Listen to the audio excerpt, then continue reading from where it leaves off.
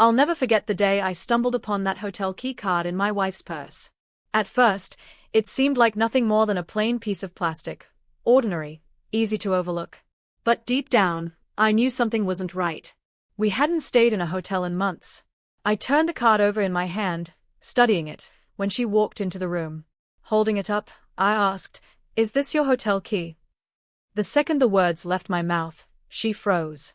Her gaze locked onto the card, and instead of answering, she fell into complete silence. That silence weighed more than any explanation could. I half expected her to laugh it off, to say it belonged to a friend or was left over from some old trip. But she didn't.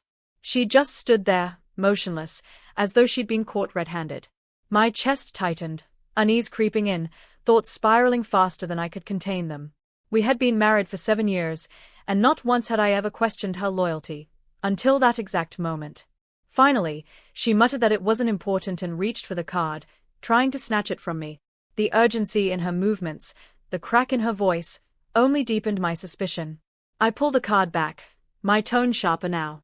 "Whose room is this?" Her lips parted as though she wanted to respond, but she quickly shut them again. Tears welled in her eyes, and the sight sent a cold weight sinking into my stomach. She refused to answer, and the silence stretched on until it suffocated the room. That night, tension hung between us like a storm cloud. She locked herself in the guest room, barely saying a word, while I lay awake imagining endless scenarios. Was she hiding something? Meeting someone behind my back? The more I thought, the hotter the fire of anger and betrayal burned in my chest. By morning, I couldn't take it anymore. "I deserve the truth," I said firmly.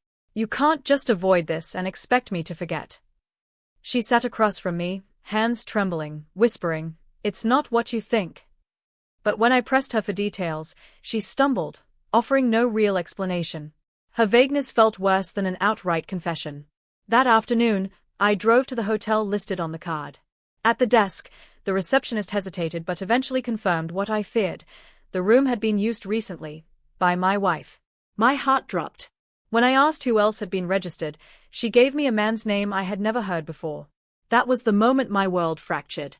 When I got home, my wife was waiting, almost as if she knew what I had uncovered. I confronted her with the information, demanding the truth. She broke down, sobbing uncontrollably, and finally admitted she had been meeting someone during the nights she claimed to be working late. Her tears couldn't soften the blow. Hearing her confession tore me apart inside.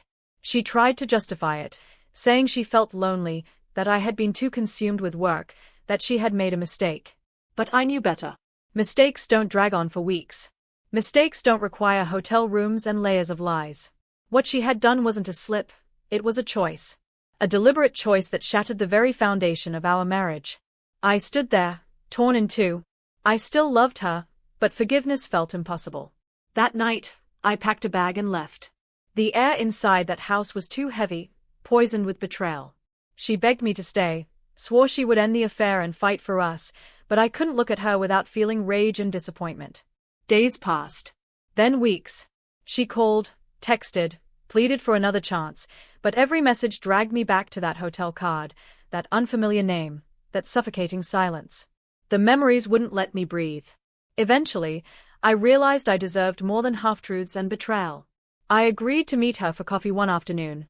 She sat across from me looking hollow, eyes swollen from crying. I told her, calmly but firmly, that I couldn't go on with someone I no longer trusted. She broke down again. But my mind was made up. Walking away was the hardest decision I've ever faced. Yet staying would have meant living in constant doubt and pain. That key card hadn't just unlocked a hotel room, it had opened a door to the truth I never wanted to discover. And once I saw it, there was no way to unsee it.